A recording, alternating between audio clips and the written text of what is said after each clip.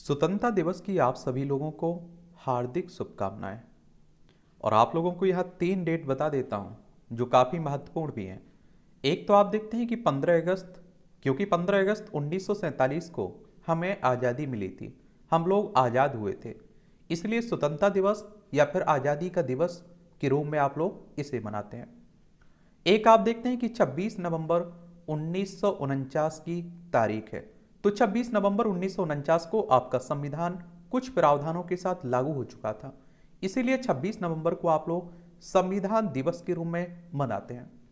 और एक आप देखते हैं 26 जनवरी की तारीख है, और 26 जनवरी 1950 को आप देखते हैं कि पूरी तरह से संविधान भी लागू हो चुका था, हम लोग गणतंत्र के रूप में स्थापित हो चुके थे, बहुत सारी संस्थाओं का जन्म भी हुआ हो चुका था। तो 26 जनवरी को आप लोग गणतंत्र दिवस के रूप में मनाते हैं। तो आप देखिए ये 77वां स्वतंत्रता दिवस मनाया जा रहा है। और आप देखते हैं कि हर भारतीय समान सबके अधिकार बराबर हैं, हमारे देश की राष्ट्रपति साहिबा कह रही हैं। स्वतंत्रता दिवस की पूर्व संध्या पर राष्ट्रपति ने कहा कि मजबूती से आगे बढ़ रही अर्थव्यवस्था नागरिकों से आपसी सद्भाव और भाईचारे की भावना से आगे बढ़ने का आग्रह किया है। G20 की बैठक वैश्विक प्राथमिकताओं को सही दिशा में ले जाने का अद्वितीय अवसर है। और आप सभी को मालूम है कि G20 की अध्यक्षता भारत कर रहा है। क्या कर रहा है? भारत कर रहा है। G20 की बात करें तो आप देखेंगे कि ग्रुप ऑफ 20 के नाम से इसे आप लोग जानते हैं। इसकी स्थापना आप देखेंगे 26 सितंबर 1999 में हुई थी और अंतर्राष्ट्रीय संगठन है। इसका उद्देश्य वैश्विक अर्थव्यवस्था में प्रमुख मुद्दों पर चर्चा करने के लिए व्यवस्थित रूप से महत्वपूर्ण और औद्योगिक विकासशील अर्थव्यवस्थाओं को एक साथ लाना है। इसमें 20 सदस्यों में आप देखिए यूरोपीय संघ है, संयुक्त राज्य अमेरिका, यूनाइटेड किंगडम, टर्की, दक्षिण अफ्रीका, सऊदी अरब, रूस, दक्षिण Korea, Mexico, Japan, Italy, Indonesia, Bharat, Germany, France, चीन, कनाडा, ब्राजील, ऑस्ट्रेलिया, अर्जेंटीना आपको देखने को मिलेगा।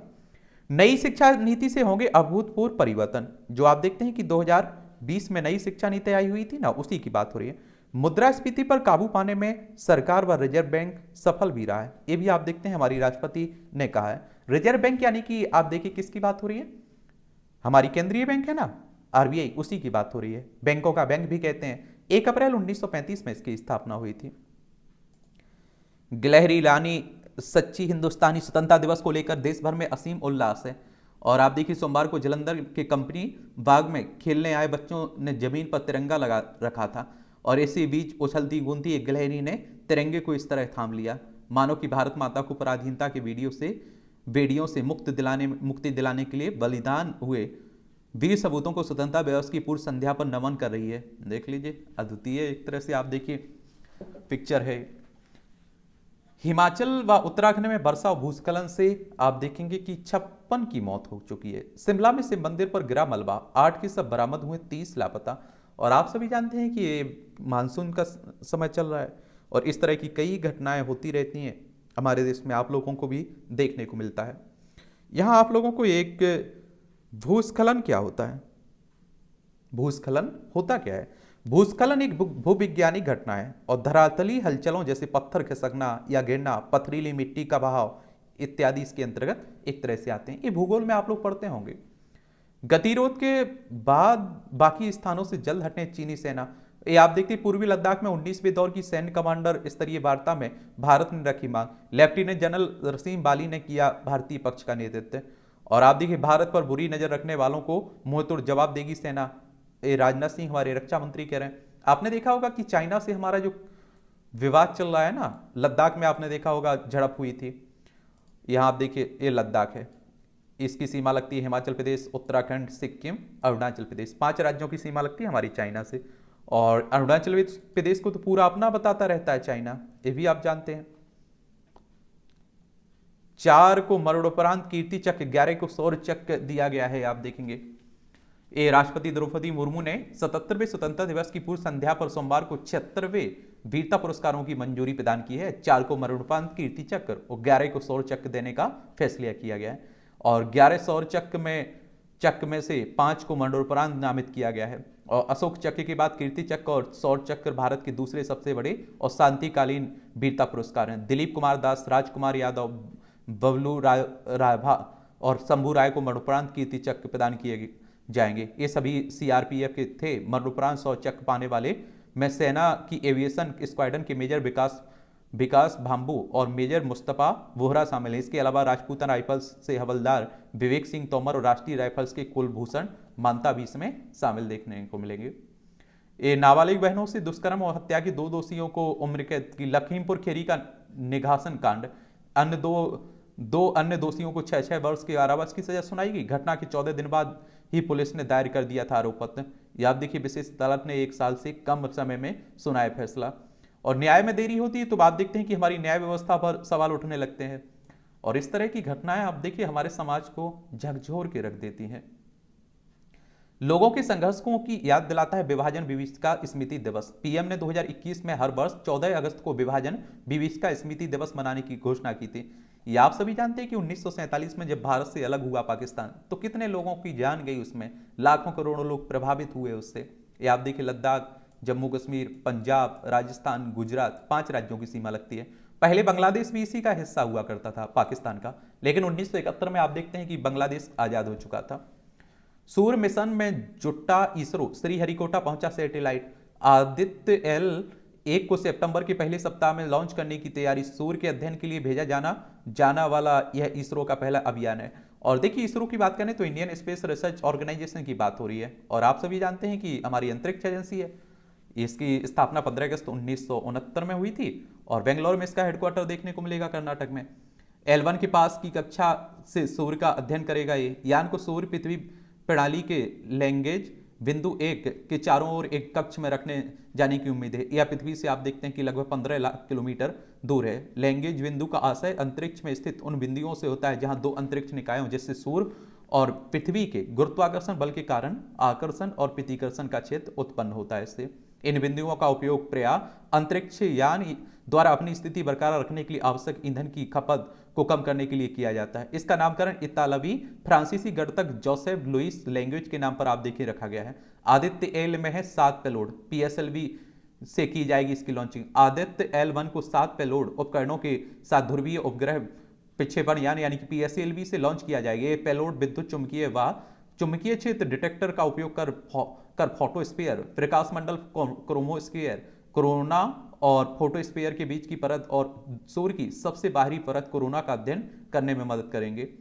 और L1 का उपयोग करते हुए 4 पेलोड सीधे सूर्य की ओर होंगे। शेष 3 पेलोड आप देखिए L1 पर ही क्षेत्रों का अध्ययन करेंगे। और इसरो ने कहा है कि आदित्य एक पेलोड से कोरोना की ऊष्मा, कोरोना से विशाल पैमाने पर निकलने वाली ऊर्जा, सूर्य की प्रकाश की गतिविधियों और विशेषताओं, अंतरिक्ष मौसम की गतिशीलता को समझने में मदद मिलेगी।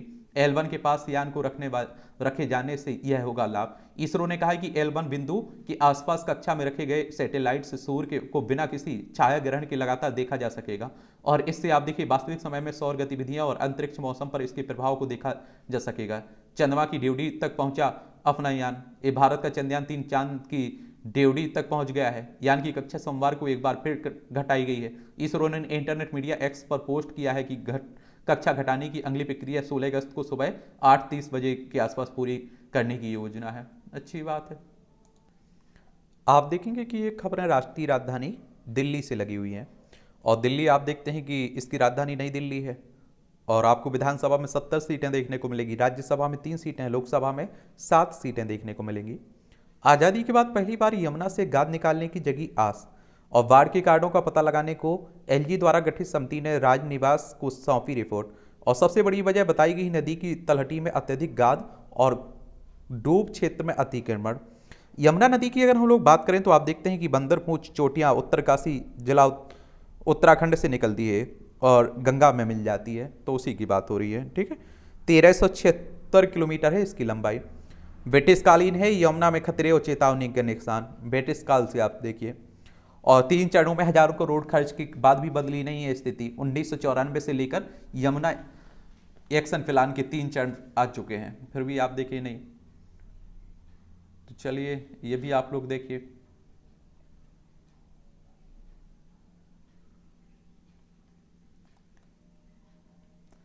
ये जो महत्वपूर्ण खबरें रहती हैं उन्हें तो बता देता हूं, ठीक है, तो परेशान मत हुआ करिए।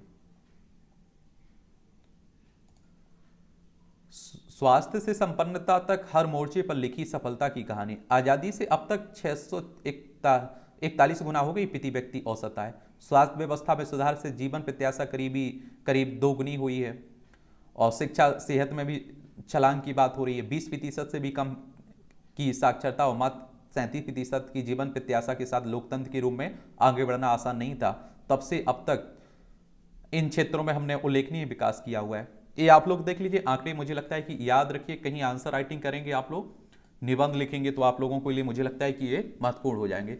साक्षरता दर 1951 में आप देखते हैं कि 18.3% थी, और ये आप देखिए NFHS के अनुसार है, और 2021 में 77.7% हो गई। प्रजनन दर की बात करें प्रति महिला तो 1950-55 में 5.9 थी। ये आप देखिए 2020 से 25 में 2, और 37 वर्ष में थी जीवन प्रत्याशा 1950 में। यानी कि आप देखिए लोगों के जीने की बात हो रही है। शिशु मृत्यु दर प्रति हजार में देखें तो आप देखिए 1950-55 में 181 थी, अब 27 बची हुई 2023 में। स्वास्थ्य व्यवस्थाएं हो चुकी हैं और बड़ी है संपन्नता। ये आप देखिए 70 वर्ष है जीवन प्रत्याशा का समय। अब आप देखिए अपने स्वास्थ्य के प्रति ध्यान भी रखने लगे, बड़ी है संपन्नता। आजादी के बाद से सतत विकास के दम पर देश के लोगों की संपन्नता बढ़ी है। प्रति व्यक्ति औसत आय कई गुना बढ़ी है और अंतर्राष्ट्रीय व्यापार भी बढ़ रहा है। हम अब 5वीं सबसे बड़ी अर्थव्यवस्था है। प्रति व्यक्ति औसत आय आप देखेंगे 1951 में 265 रुपये थी, 2011 में 59,971 हो गई, 2023 में 1,70,000 हो गई। देखिए औसत की जब बात होती है तो सबको मिलाकर निकाली जाती है, ये याद रखिएगा। आप लोग यहाँ कहेंगे कि किसी की तो भैया 30,000 भी नहीं है, 50,000 भी नहीं है, और कई की आप देखिए अरबों खरबों में है, कई हजार करोड़ों में है, तो उनका सबका औसत निकाला जाता है। इसलिए इस पर सवाल भी खड़े किए जाते हैं कि आप उससे तुलना, बड़े आदमी से गरीब की तुलना कैसे कर सकते हैं।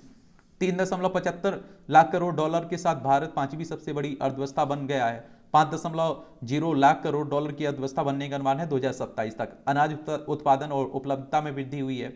खाद्यान्न के मामले में देश के समक्ष बहुत चुनौतियां थी।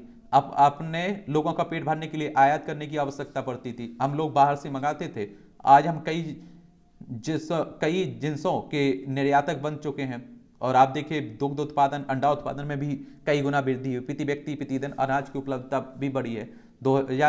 201.2 ग्राम चावल की प्रति व्यक्ति प्रतिदिन उपलब्धता जो 1951 में 158.9 ग्राम थी, देख लीजिए 177.7 ग्राम हो गई गेहूं की उपलब्धता, और 65.7 ग्राम से बढ़कर 59 लाख टन अनाज का शुद्ध निर्यात किया गया था 2020 में। 1990 तक अनाज के मामले में शुद्ध आयातक हुआ करता था भारत।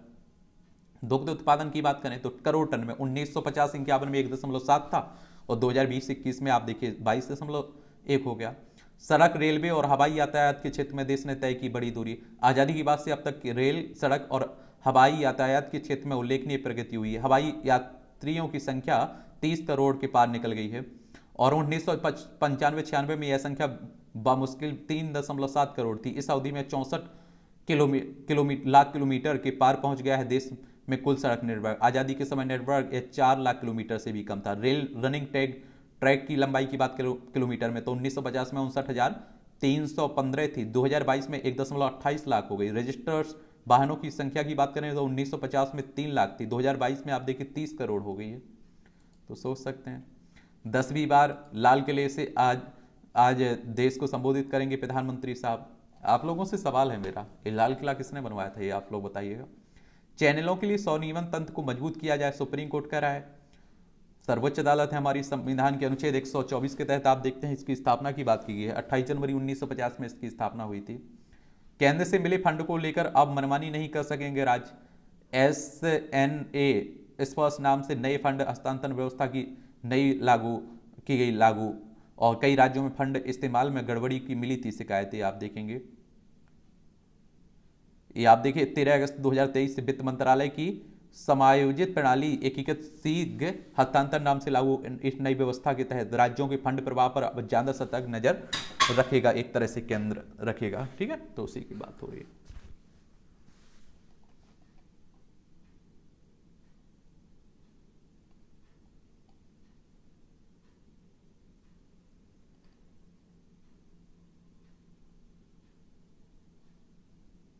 चुनाव आयुक्तों के चयन में इतर नामों पर भी हो सकेगा विचार। प्रधानमंत्री के नेतृत्व वाली 3 सदस्यीय समिति के चयन समिति के पास होगा ये अधिकार।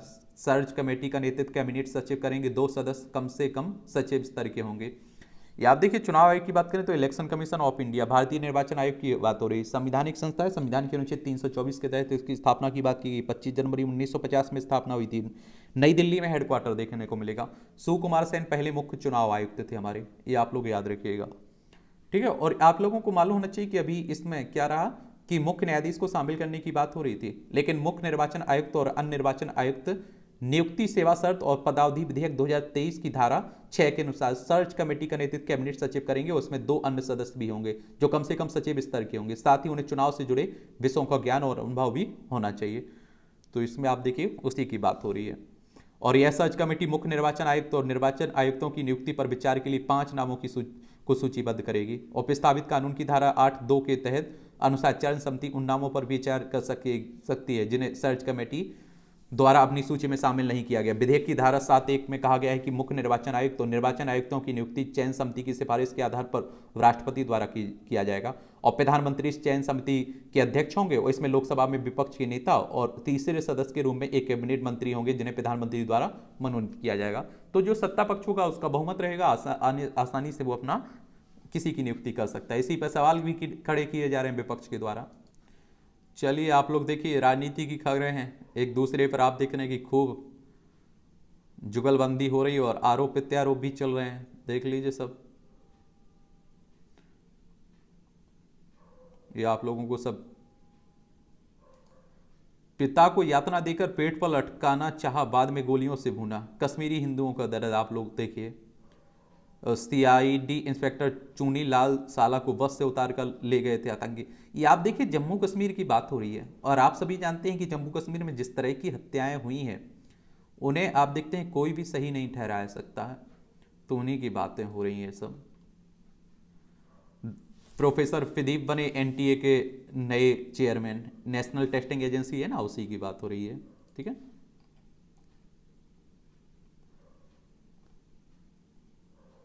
ये आप लोग देखिए, ये आप देखेंगे कि मौत से पहले छात्र का हुआ था यौन उत्पीड़न। ये आप देखें जेयू रैंकिंग, अब आप देखें काफ़ी हद तक ये जादवपुर यूनिवर्सिटी रैंकिंग की बात हो रही, कोलकाता, ये रुक चुकी हैं अब रैगिंग का मामला। पहले आप देखते हैं कि कई बच्चों की जान चली जाती थी और कई में अभी भी आप देखते हैं कि हो रहा है। या आप देखिए, नग्न अवस्था में पाया गया था, सब शरीर पर सिगरेट से दाग जाने के निशान। बाल अधिकार सुरक्षा आयोग ने मामले को पॉक्सो एक्ट के तहत लाने की मांग की है। राष्ट्रीय मानवाधिकार आयोग ने बंगाल सरकार व जेयू प्रबंधन के मामले की रिपोर्ट भी मांगी है। पश्चिम बंगाल की अगर बात करें तो आप देखिए, कोलकाता इसकी राजधानी है, वेस्ट बंगाल इसे कहते हैं। और आप देखेंगे कि इसकी सीमा अगर आप लोग देखें तो इसकी सीमा किस किस से लगती है। इसकी सीमा आप देखिए, उड़ीसा हो गया, झारखंड हो गया, बिहार हो गया, सिक्किम हो गया, असम। अंतर्राष्ट्रीय सीमा नेपाल, भूटान, बांग्लादेश, 3 देशों से लगती है इसकी सीमा। और आप देखेंगे कि ममता बनर्जी यहाँ की चीफ मिनिस्टर हैं, सीवी आनंद बोस यहाँ के राज्यपाल हैं। विधानसभा में 294 सीटें हैं, राज्यसभा में 16 सीटें हैं, लोकसभा में 42 सीटें हैं। 88,752 वर्ग किलोमीटर में आप देखेंगे कि ये फैला हुआ है। तो ये भी आप लोग याद रखिएगा। यहाँ देखिए, बाल अधिकार सुरक्षा आयोग के बारे में याद रखिए। बाल अधिकार आयोग, राष्ट्रीय बाल अधिकार संरक्षण आयोग के बारे में सुने हैं ना, उसी की बात कर रहा हूं। 2007 में इसकी स्थापना की गई थी, ये भी आप लोगों को याद रखना चाहिए इसमें, ठीक है। और यह महिला एवं बाल विकास मंत्रालय के प्रशासनिक नियंत्रण में काम करता है। एक आप देखिए, मानव अधिकार आयोग की बात हो रही है, मानव अधिकार आयोग, इनसे भी क्वेश्चंस कई बार पूछ लेते हैं। इसकी स्थापना 12 अक्टूबर 1993 में हुई थी। नई दिल्ली में इसका हेडक्वार्टर देखने को मिलेगा। पहले इसके अध्यक्ष थे रंगनाथ मिश्रा। अभी कौन है ये आप लोग बताइएगा, ठीक है।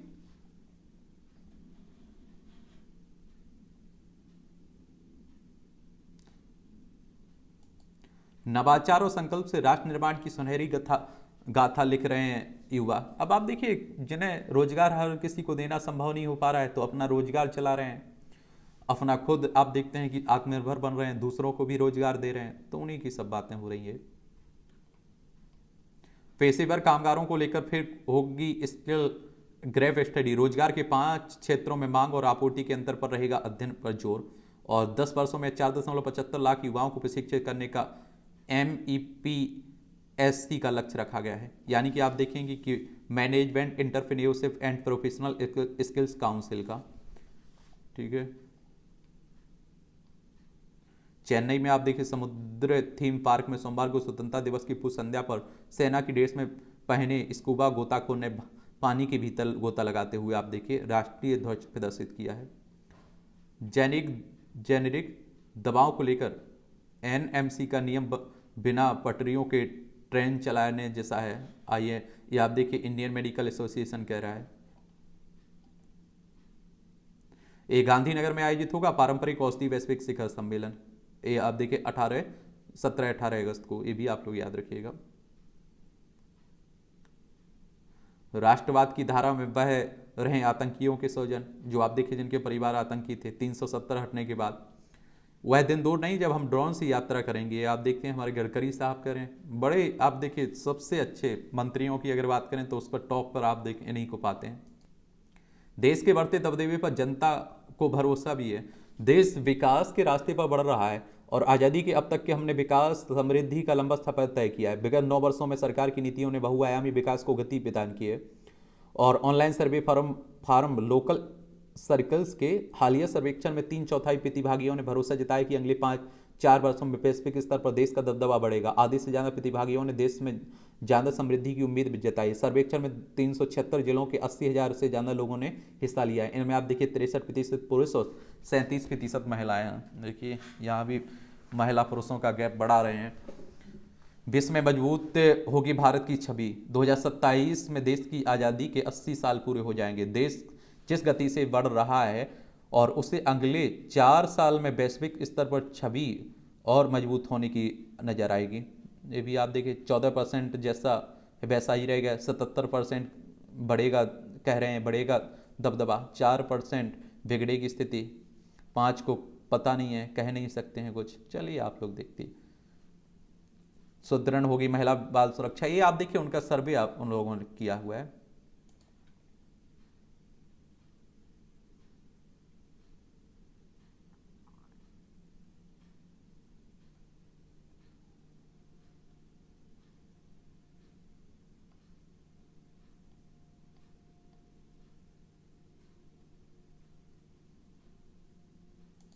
ये आप देखिए संपादकीय पाठ है। ये आपको प्रीलिम्स में, मुख्य परीक्षा में, इंटरव्यू में हर जगह मदद करते हैं। एक सामान्य जानकारी भी मिलती है यहाँ से आप लोगों को। दायित्व बोध मांगती है स्वतंत्रता।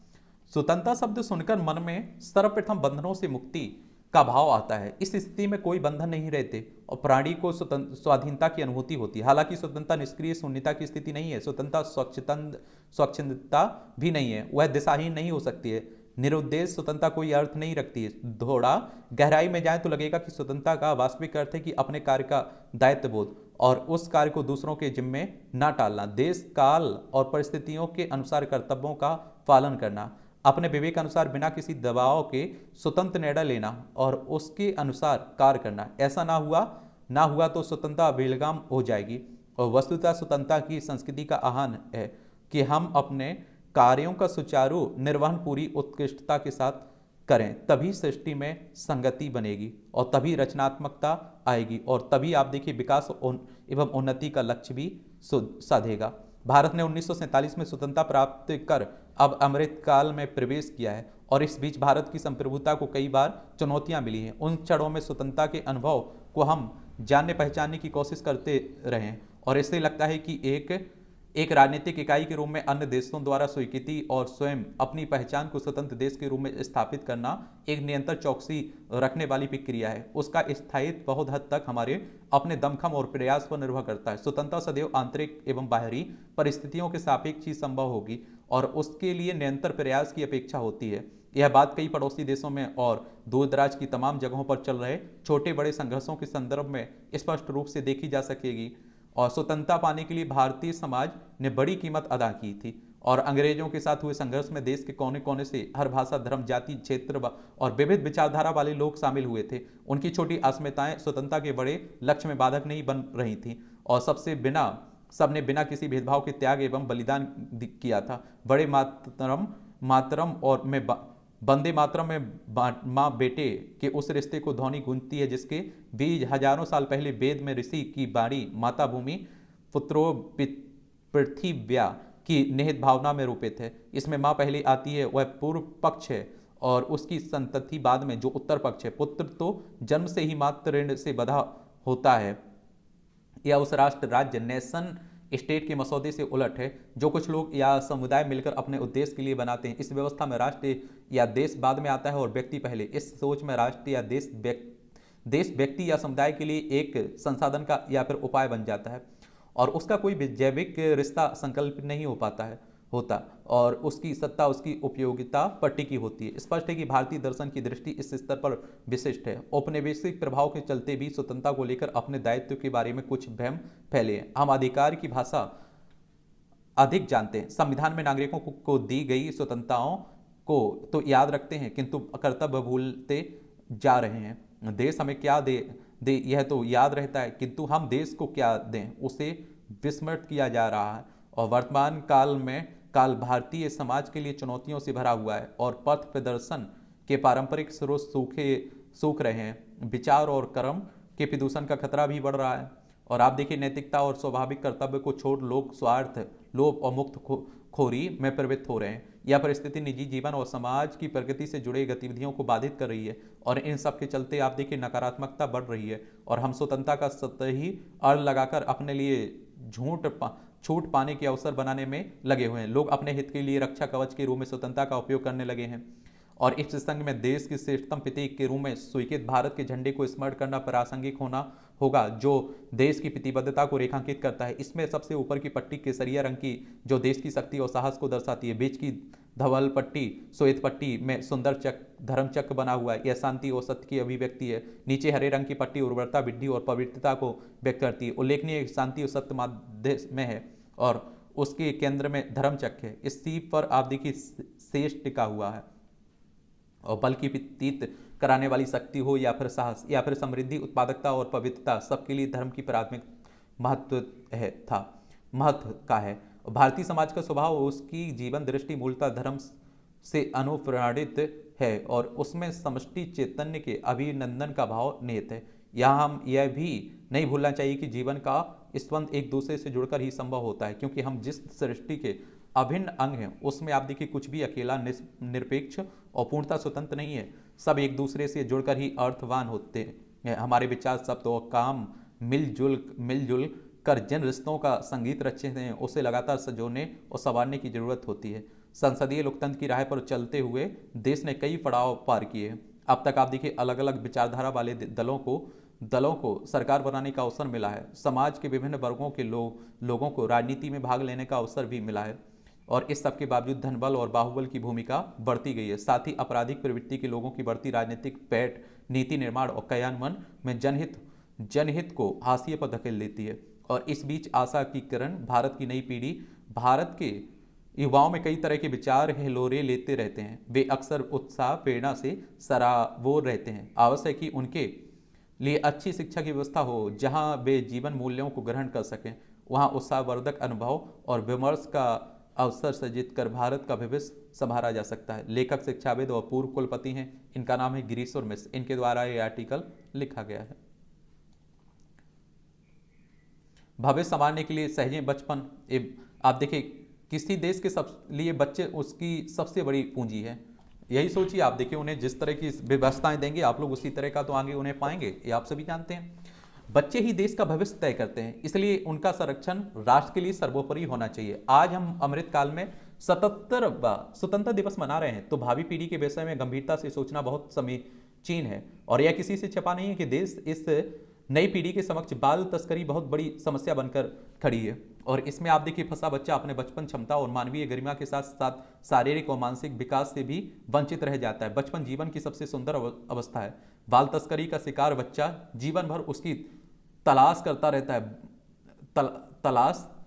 रहता है और बच्चों के घरेलू काम, विभिन्न क्षेत्रों में बाल श्रम, भीख मांगना, अंग तस्करी, देह व्यापार जैसी अवैध गतिविधियां बाल तस्करी के कोख से ही जन्म लेती हैं। पिछले दिनों भारत में बाल तस्करी पर एक रिपोर्ट प्रकाशित हुई। यह रिपोर्ट 2016 से 2022 के बीच 21 राज्यों 262 जिलों में बाल तस्करी से जुड़े आंकड़ों पर आधारित है। देखिए कितने 21 राज्य शामिल किए गए, 262 जिले हैं।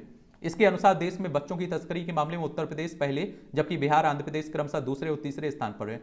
जिलों की बाल तस्करी से जुड़े मामले में जयपुर पहले स्थान पर आए। सूची में अन्य 4 शीर्ष जिले देश की राजधानी दिल्ली में रहे। होटल एवं ढाबों पर 15.6%, परिवहन उद्योग में 13%, कपड़ा उद्योग में 11.18% बच्चे मजदूरी करते पाए गए और कॉस्मेटिक उद्योग में 5 से 8 साल के बच्चे बाल मजदूरी में संलग्न पाए गए। हालांकि रिपोर्ट यह भी बताती है कि देश में बाल तस्करी से जुड़ी जागरूकता के चलते आज अनेक मामले दर्ज हो रहे हैं। इसी का परिणाम है कि इस अवधि में 18 वर्ष से कम उम्र के 13,549 नाबालिग बच्चों को इससे बचाया भी गया है। यहाँ लड़कियां और महिलाओं के गायब होने से जुड़ी राष्ट्रीय अपराध रिकॉर्ड ब्यूरो की रिपोर्ट भी उल्लेखनीय है। आंकड़े बताते हैं कि 2019 से 2021 के बीच 3 वर्षों में देश में 13.13 लाख से अधिक लड़कियां महिलाएं लापता हुई। 13.13 लाख से ज्यादा, और इनमें से ज्यादातर लड़कियां मध्य प्रदेश, बंगाल से गायब हुई। बाल तस्करी और लापता बच्चों से संबंधित दोनों रिपोर्ट इस बिंदु पर सहमत हैं कि भारत में हर 8 मिनट में एक बच्चा लापता हो जाता है। इनमें से अधिकांश की तस्करी की गई होती है, जिन्हें अंततः जबरन, श्रम, गुलामी और देह व्यापार में झोंक दिया जाता है। बाल तस्करी से जुड़े कारणों की पड़ताल करने से ज्ञात होता है कि गरीबी के साथ भुखमरी, अशिक्षा, बेरोजगारी, आर्थिक रूप से कमजोर परिवारों को भरण पोषण के लिए आर्थिक सहारे की जरूरत जैसे कारक बच्चों को घर से बाहर निकलने को मजबूर करते हैं। गरीबी से बाहर निकलने अर्थात कर्ज चुकाने के लिए भी कुछ माता पिता अपने बच्चों को तस्करों के हवाले कर देते हैं। समाज में आप देखिए वंचित समुदाय बाल तस्करी के लिहाज से सबसे असुरक्षित, संवेदनशील समुदाय है। इन समुदायों के बच्चों के अभिभावक को उनकी खराब आर्थिक स्थिति के कारण या तो गुमराह किया जाता है अथवा उनकी बेहतर आजीविका के विकल्प के रूप में अपने बच्चों को बाहर भेजने या फिर उन्हें बेच देने के लिए मजबूर किया जाता है। इस तरह उनके बच्चों को बड़े शहरों में ले जाकर उनसे अक्सर वस्तुओं के रूप में व्यवहार किया जाता है। आंकड़े बताते हैं कि भारत में अनुमानित 3 लाख भिखारी सड़कों पर हैं और इनमें करीब आप देखिए 50,000 बच्चे तस्कर गिरोह के चंगुल में फंस जाते हैं। रेड लाइट इलाके में देह व्यापार के लिए 20 लाख से अधिक महिलाएं और बच्चों की तस्करी की जाती है। यह सच है कि बाल तस्करी अनेक बुराइयों का संकुल है, लेकिन इसकी रोकथाम के लिए अनेक कानूनी प्रावधान भी किए गए। संविधान के अनुच्छेद 23 में स्पष्ट रूप से मानव तस्करी पर प्रतिबंध लगाता है और इसी के साथ अनैतिक व्यवहार रोकथाम अधिनियम 1986, बाल विवाह निषेध अधिनियम 2006, बाल श्रम निषेध संशोधन अधिनियम 2016, बंधुआ मजदूरी प्रणाली उन्मूलन अधिनियम 1976, किशोर न्याय अधिनियम, बच्चों की देखभाल और संरक्षण 2015, यौन अपराधों से बच्चों का संरक्षण अधिनियम 2012 पॉक्सो प्रमुख है। कानून में आप देखिए एक नाबालिग की तस्करी के लिए आजीवन कारावास और जुर्माने का भी प्रावधान है, लेकिन सच यह है कि दर्ज किए गए मामले में 10% से भी कम मामलों में सजा हो पाती है और यही वजह है आप देखिए कि कानूनों की शिथिलता और मुकदमे की पैरवी ठीक से ना होने के कारण तस्करी को बल मिलता है और बाल तस्करों में सबसे अधिक बच्चों का बचपन घायल होता है। साथ में बच्चे अनेक प्रकार की वंचनाओं का शिकार होकर प्रतिक्रियावादी भी होते हैं और आप देखते हैं यहीं से अनेक मन मस्तिष्क में परिवार और समाज से प्रतिशोध लेने की भावना भी घर कर जाती है। जघन्य और घृणित अपराधों में नाबालिग बच्चों के शामिल होने के पीछे प्रतिशोध का यही मनोविज्ञान कार्य करता है। बाल तस्करी से जुड़ी इस बुराई के उन्मूलन में बच्चों के माता पिता का सहयोग अपरिहार्य है। इससे जुड़े कानून भी वहीं तक काम करते हैं जहां तक उसे वादी का सहयोग प्राप्त हो, परंतु जहां वादी खुद ही प्रतिवादी बन जाए वहां कानून निष्क्रिय हो जाता है और तस्करी जैसी बुराई को बल मिलता है।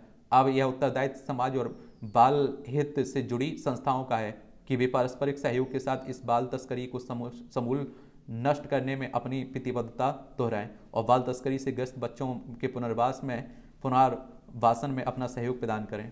लेकर उत्तर प्रदेश बाल अधिकार संरक्षण आयोग के निवर्तमान अध्यक्ष हैं, इनका नाम है डॉक्टर विशेष गुप्ता, इन्हीं के द्वारा लिखा गया। मौलिक स्वतंत्रता, नागरिक स्वतंत्रता, देश की स्वतंत्रता, दोनों में मौलिक स्वतंत्रता का आशय निहित है। स्वतंत्रता का लक्ष्य एक दूसरे को प्रभावित करने वाला नहीं है, अर्थात सभी की स्वतंत्रता आबाद एवं निर्बाध रहे। स्वतंत्रता का पथ बहुत सरल है यदि मन मस्तिष्क स्वच्छ हो। यह रास्ता अत्यंत कठिन भी है यदि दिल दिमाग में भटकाव हो, तो इसके लिए अपनी स्वतंत्रता से पहले दूसरे की स्वतंत्रता का विचार अनिवार्य है। समाज में हर वर्ग की मौलिक स्वतंत्रता का अस्तित्व एक दूसरे की चिंता और परवाह पर निर्भर। देश की स्वतंत्रता नागरिकों की एकता से ही संभव हो सकती है, चाहे राजनीतिक स्वतंत्रता हो फिर आर्थिक स्वतंत्रता हो। चलिए पढ़ लिया करिएगा, अच्छा कॉलम लिखा जाता है। ये आप देखेंगे सबल और सक्षम देश। आज हम 77वां स्वतंत्रता दिवस मनाने जा रहे हैं। तब यह देखना सुखद है कि एक नए भारत का निर्माण तेजी से हो रहा है। यह नया भारत आत्मविश्वास से भरा है, अपने उज्जवल भविष्य के प्रति कहीं अधिक आश्वासन दे रहा है। और एक आप लोगों को मालूम बता दूं कि अब देखिए आज स्वतंत्रता दिवस है, तो आज आप देखते हैं कि यही सब लिखा होगा, स्वतंत्रता दिवस से ही अधिक आर्टिकल आपके जुड़े होंगे। ठीक है, कड़ी कार्रवाई जरूरी है, तमाम कोशिशों के बावजूद बिहार में चिट फंड या नॉन बैंकिंग फाइनेंसिंग कंपनियां का खेल जारी है। आंकड़ों के मुताबिक ऐसी करीब 178 कंपनियां लोगों के करोड़ों रुपए लेकर फरार हो चुकी हैं। देखिए लालच में मत फंसा करिएगा, बिना मुझे लगता है मेहनत के कुछ मिल जाए उसका कोई मतलब भी नहीं है ना। लोकतंत्र की मिसाल बनता भारत भारत आज़ादी के 7 दशक से अधिक का सफर पूरा कर चुका है। सवाल है कि हमारा स्वतंत्रता संग्राम सेनानियों ने आज़ाद भारत का जो सपना देखा था, उनकी नज़र में आज़ादी के जो मायने थे, क्या उसमें के अनुरूप हम आगे बढ़े हैं? संविधान में एक आदर्श देश की जो परिकल्पना की गई थी, उसे हम कितना साकार कर पाए? नागरिकों से समाज और समाज से देश बनता है। एक बेहतर नागरिक एक स्वस्थ समाज का निर्माण करता है। एक सजग समाज देश को उन्नति के रास्ते पर ले जाने का मार्ग प्रशस्त करता है। सवाल है कि एक देश और व्यक्ति के रूप में आज हम कहाँ खड़े हैं? भारत एक जीवंत लोकतंत्र का एक जीता जागता उदाहरण है।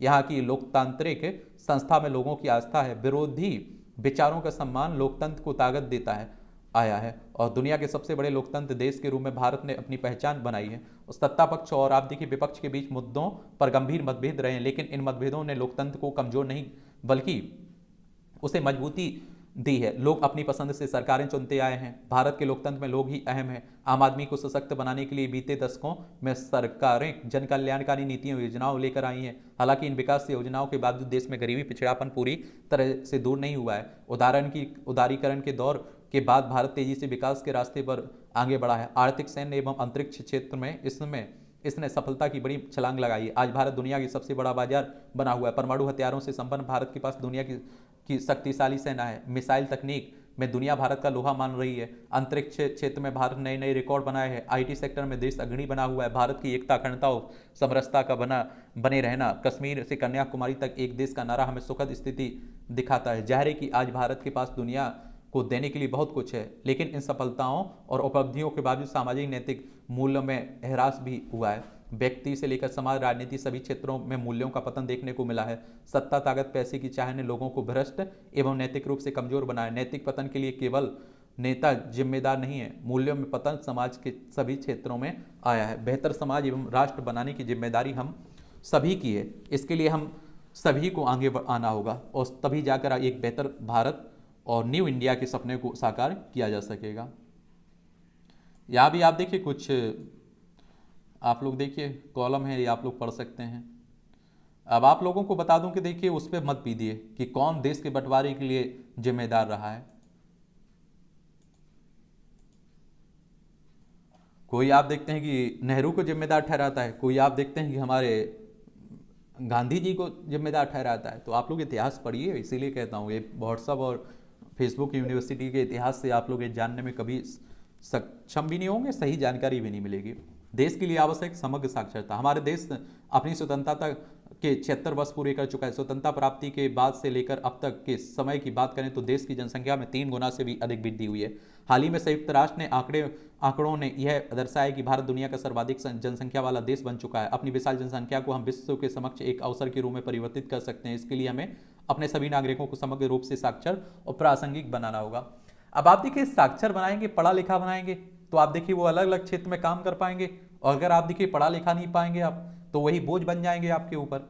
संयुक्त राष्ट्र की बात करें तो यूनाइटेड नेशंस की बात हो रही। 24 अक्टूबर 1945 में स्थापना हुई थी। न्यूयॉर्क में इसका हेडक्वार्टर देखने को मिलेगा। ये आप देखिए भाभी भतीजों वाली खरी खरी तंज कसा जा रहा है एक तरह से। चलिए पढ़ लिया करिएगा, मन हुआ कर। तृणमूल को माकापा कांग्रेस पर भरोसा नहीं है। पश्चिम बंगाल में आप देख, ये 2024 में गठबंधन की बातें हो रही ना, उसी पर सब चल रहा है। प्रगति पथ पर अग्रसर राष्ट्र। स्वतंत्रता प्राप्ति से लेकर अब तक हमारे देश ने लगभग सभी क्षेत्रों में व्यापक प्रगति की है। परिणाम स्वरूप विकासशील से आगे बढ़ते हुए हमारा देश विकसित बनने की ओर अग्रसर है। और मैं कहता हूं कि उस तरह की सोच भी मत रखा करिए कि इस प्रधानमंत्री ने कुछ नहीं किया, उसने कुछ नहीं किया, इसने कुछ नहीं किया। तो आप लोग मतलब सब अपनी अपनी जगह ठीक रहे, सबने अपनी तरफ से पूरा योगदान दिया। और रही गलतियों की बात, तो आप सभी जानते हैं कि वो भी इंसान हैं, उनसे भी हो सकती हैं गलतियां। जुलाई में आप देखिए $22 अरब की वस्तुओं का निर्यात, पिछले वर्ष के मुकाबले वस्तु निर्यात में 15.86 की परसेंट की गिरावट, सेवा निर्यात में 10% बढ़ा है। और ज़्यादा इलेक्ट्रॉनिक उत्पादों के आयात पर रोक का प्रस्ताव नहीं है। किसान छोटे उद्यमियों को बिना बाधा मिलेगा 1.16 लाख तक कर्ज। आरबीआई पायलट प्रोजेक्ट के आधार पर 17 अगस्त को लॉन्च करेगा फ्रैक्शनलेस क्रेडिट सुविधा वाला पब्लिक टेक प्लेटफॉर्म। अच्छी बात है। चालू वित्त वर्ष में आप देखते हैं कि वर्ष में 300 नई शाखाएं खोलेगा SBI, state bank of India. इसकी स्थापना कब हुई थी आप लोग बताइएगा। स्टेट बैंक की जीईएम पोर्टल से 90,000 करोड़ रुपए की बिक्री हुई है। गवर्नमेंट ई मार्केट प्लेस है ना, उसी की बात। जुलाई में हवाई यात्रियों की संख्या 25% की बढ़ोतरी हुई है। भारत यूएई के बीच स्थानीय मुद्रा में पहला तेल सौदा हुआ है। अब हमारी अपनी मुद्रा में होगा ये। 26 पैसे गिरकर तात्कालिक नीचे स्तर पर पहुंचा रुपया डॉलर में 83.08 रुपये बंद हुआ। देखिए जुलाई में वनस्पति तेल आयात में 46% की वृद्धि हुई। 15 माह के उच्च स्तर 7.44 पर पहुंची खुदरा महंगाई। देख लीजिए।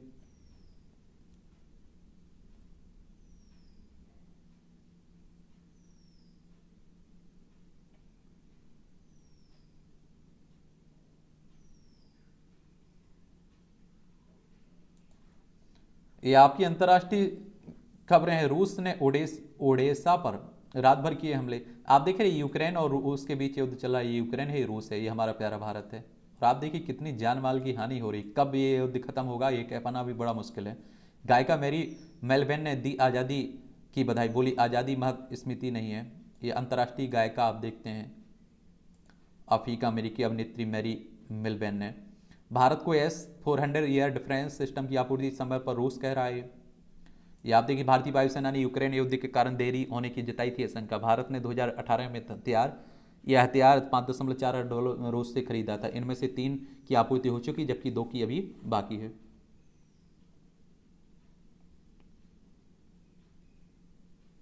विश्व के रहने योग्य शहरों में भारत के 4 शहर टॉप पर 50 में। बेंगलोर, चेन्नई, नई दिल्ली, मुंबई सूची में 45वें से 50वें स्थान पर। सर्वश्रेष्ठ शहर बेना बरवा शहरों में कराची और ढाका पोर्ट मोरब्बी। सर्वश्रेष्ठ शहर है बेना। ठीक है, ये आप लोग याद रखिएगा।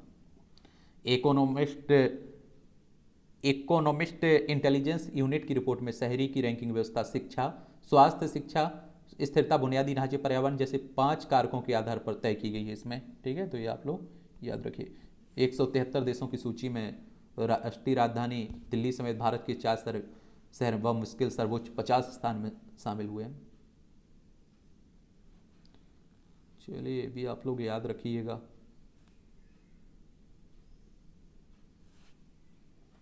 सेना के करीबी अनवारुल हक पाकिस्तान की 8वें कार्यवाहक प्रधानमंत्री बने हैं। देख लीजिए। अमेरिका में भारतवंशी को मिला हार्वर्ड का शीर्ष पुरस्कार। भारतीय अमेरिकी अर्थशास्त्री राज चेट्टी को हार्वर्ड विश्वविद्यालय के जॉर्ज लेडली पुरस्कार से सम्मानित किया गया। चेट्टी को आर्थिक गतिशीलता सिद्धांत के माध्यम से गरीब छात्रों को उच्च शिक्षा के मौके मुहैया कराने के बनाए गए इंस्टीट्यूट टूल के लिए इस वर्ष यह पुरस्कार दिया गया। उनके टूल का नाम आप देखिए ऑपरेशन इनसाइड है। अमेरिका नौसेना में भी अब सीनेट से नियुक्त अधिकारी नहीं।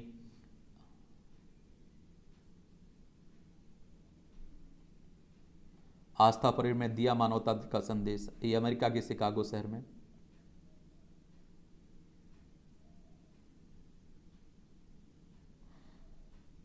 ताइवान के उपराष्ट्रपति ने कहा चीन की किसी धमकी से नहीं डरेंगे। उत्तर कोरिया के तानाशाह ने किया सैन्य फैक्ट्री का दौरा। ये उत्तर कोरिया अगर आप लोग देखें तो ये दक्षिण कोरिया, ऊपर उत्तर कोरिया है। ठीक है, ये खेल का क्षेत्र है तो ऐसे भी देख लिया करिएगा। अल हिलाल से खेलेंगे नेमार। ब्राजील के star forward Neymar junior Saudi Arab की प्रो लीग में अल हिलाल के लिए खेलेंगे। ओलंपिक कोटा पर रहेगी निशानेबाजों की नगर, भारतीय निशानेबाजों की। दूसरे स्थान पर रहे लहेडी। ये आप देखते हैं कि कौन, भारत के अनिर्वाण लहेडी LIV गोल्फ बैडमिंटन में कुल 5 अंडर के स्कोर के साथ दूसरे स्थान पर रहे हैं। एशिया कप के लिए संदीप लामिछाने नेपाल टीम में आप देखेंगे। जानिक सिनर बने चैंपियन। ये आप देखिए Jannik Sinner National Bank Open tennis tournament के फाइनल में एलेक्स डी मिनोर को आप देखते 4-6, 6-1 से हराकर पहली बार एटीपी मास्टर्स 1000 ट्रॉफी जीती है अपने नाम। नेफो मनी याची को हरा क्वार्टर फाइनल में विदित भारत ग्रैंड मास्टर विदित गुजराती की बात हो रही है। दीक्षा ने तोड़ा अदिति का रिकॉर्ड। दीक्षा डागर महिला ओपन गोल्फ टूर्नामेंट में संयुक्त 21वें स्थान पर रही, जो किसी मेजर टूर्नामेंट में भारतीय महिला खिलाड़ी का सर्वश्रेष्ठ प्रदर्शन माना जाता है। सुप्रीम कोर्ट ने गोधरा मामले में 3 दोषियों की जमानत खारिज की है। कोर्ट ने कहा है कि दोषियों को सामूहिक हत्याकांड में अलग अलग भूमिका है। चलिए, निचली अदालत ने कार सेवकों की हत्या मामले में दी थी उम्र कैद की सजाए। ये 2002 में जो गुजरात दंगे हुए थे वो गुजरात उसी समय की बात हो रही है। उसके पहले गोधरा कांड हुआ था। अध्यात्म में भरोसा हुआ करे तो ये भी देख लिया करिएगा।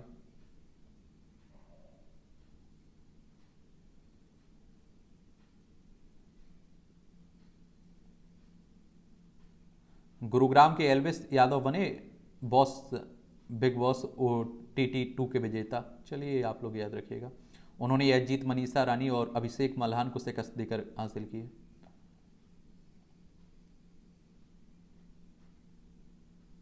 मतांतर मामले में आर्क बिशप की अग्रिम जमानत पर रोक लगाने से इंकार। मध्य प्रदेश हाईकोर्ट ने दोनों आरोपियों को दी थी अग्रिम जमानत। इसके खिलाफ NCPCR और मध्य प्रदेश सरकार ने खटखटाया था सुप्रीम कोर्ट का दरवाजा। ये आप लोग देखिए, धर्म परिवर्तन की अगर हम लोग बात करें तो आजकल काफी बड़ा मुद्दा बना हुआ है। देखिए, हमारा संविधान रोकता नहीं है धर्म परिवर्तन को। आर्टिकल 25 को पढ़िए आप लोग। आप जिस धर्म को चाहे मान सकते हैं, लेकिन वो लालच में नहीं होना चाहिए, धोखे से नहीं होना चाहिए, जबरदस्ती नहीं होना चाहिए। समझ रहे हैं आप लोग? वरना आप देखेंगे जो ये सरकारें कानून बना रही ना, उसमें एक शब्द लिखा रहता है, जबरन धर्म परिवर्तन को ये कानून रोकता है। उसमें ये नहीं लिखा है कि सभी तरह के धर्म परिवर्तन कोई कर रहा है तो उसे रोकता है। ये आप देखिए, यहाँ भी कुछ आपको जनरल नॉलेज की जानकारी मिल जाती है, परीक्षा के पॉइंट व्यू से भी जानकारी मिल जाती है। एडिसन ने फोन पर अभिवादन के लिए हेलो का प्रस्ताव रखा। 1877 में आज ही थॉमस एडिसन ने टेलीग्राफ कंपनी के अध्यक्ष को पत्र लिखकर टेलीफोन पर अभिवादन के रूप में हेलो शब्द के इस्तेमाल का सुझाव दिया था। यह शब्द आज भी चलन में है। इससे पहले आप देखिए, टेलीफोन का अलेक्जेंडर ग्राहम बेल द्वारा सुझाए गए अहो शब्द का इस्तेमाल किया जाता था। पनामा नहर को यातायात के लिए खोल दिया गया। 1914 में आज ही दुनिया के सबसे बड़े कृत्रिम जलमार्ग में से एक पनामा नहर पर यातायात शुरू था। अमेरिका द्वारा निर्मित यह जलमार्ग आप देखेंगे कि 82 किलोमीटर लंबा, जो प्रशांत व अटलांटिक महासागर को जोड़ता है। 1 अप्रैल को इसका उद्घाटन किया गया था। यह अहम कदम साबित हुआ है। क्रांतिकारी से आध्यात्मिक गुरु बने थे दार्शनिक अरविंदो घोष। महान दार्शनिक अरविंदो घोष का जन्म 1872 में आज ही के दिन कोलकाता में हुआ था। शुरुआत में देश में विभिन्न प्रशासनिक पदों पर कार्य किया। 1902 से 1910 तक आप देखिए स्वतंत्रता आंदोलन में भाग लिया और जेल भी गए। बाद में योग और अध्यात्म में रम गए। पुडुचेरी में आप देखिए आध्यात्मिक साधकों के लिए श्री हरि अरविंदो आश्रम की स्थापना की। वर्ष 1939 में प्रकाशित उनकी रचना द लाइफ डिवाइन विश्व की महान कृतियों में गिने जाते हैं। The synthesis of yoga the human cycle उनकी मुख्य रचनाओं में शामिल है। ये धधका एंटना ज्वालामुखी, यूरोप का सबसे सक्रिय ज्वालामुखी माउंट एडना फट गया, जिसमें लावा और काला धुआं आसमान में कई किलोमीटर की ऊंचाई तक पहुंच गया है। पूर्व सिसिली का सबसे बड़ा शहर कैटेनिया इससे बुरी तरह प्रभावित हुआ है। लोगों को सुरक्षित स्थानों पर जाने के लिए कहा गया है। कैटेनिया से हवाई उड़ान भी फिलहाल के लिए रद्द कर दी गई। आप देखते हैं सेफ्टी बॉल भी कहते हैं ना ज्वालामुखी को आप लोग। गंगा यमुना में भारी धातुओं के बारे में बताएंगे मछलियों के परजीवी। समुद्री व मीठे जल के परजीवी के बायो इंडिकेटर भूमिका पर किया गया अध्ययन स्पेंगर नेचर पब्लिकेशन के जनरल पैरासिटिक डिसीजेस में हुआ प्रकाशित है। चलिए, ये आर्सेनिक की बात हो रही है, पारा की बात हो रही है, क्रोमियम लेड की बात हो रही है। रक्त के धक्के बनने के विकार का कारण सर्दी का वायरस है। देखिए, अनुसंधान कह रहा है। सेहत में सुधार के लिए बगीचा बेहद माध्यम है। अध्ययन 2021 के एक सर्वे से मिली जानकारी। शोध में 3 विकल्प भी सुझाए गए। प्रकृति के संपर्क में आने से तनाव अवसाद में आती है कमी। तो कंप्यूटर स्क्रीन पर प्रकृति की तस्वीर भी देख सकते हैं आप लोग। भ्रमण भी कर सकते हैं, घर में भी पौधे लगा सकते हैं। लंगूर का शिकार करना तेंदुओं को पड़ा गया महंगा। केप टाउन दक्षिण अफ्रीका की कूगर नेशनल पार्क में एक रोचक वीडियो सामने आया। इस चौंकाने वाली वीडियो में लगभग 50 लंगूर एक तेंदुए पर हमला करते नजर आए। वीडियो में देखा जा सकता है कि अधिक भोजन के लालच में एक तेंदुआ लंगूरों के समूह पर हमला करता है, लेकिन तुरंत ही उसे अपने इस फैसले पर पछताना पड़ गया। पहले लंगूर डरे हुए लगते हैं, लेकिन उन्हें तुरंत एहसास होता है कि वह संख्या में अधिक हैं। फिर वह तेंदुओं को घेर कर उसे काटने लगते हैं। तेंदुआ पहले लड़ता है, फिर उसे जान बचाकर भागना पड़ता है। एकता देख रहे हैं, एकता की होती है मिसाल। चलिए, आप देखिए मूवियों से जुड़ी खबरें हैं, और आप देखिए स्वतंत्रता दिवस पर सब बधाई भी दे रहे हैं।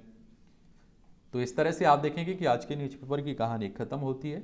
आप लोग पढ़ते रहिए, एंजॉय करते रहिए। आपका कोई भी सवाल है मुझसे आप लोग पूछ सकते हैं। मेरी शुभकामनाएं आप लोगों के साथ हैं, आप लोग मेहनत करिए, ठीक है।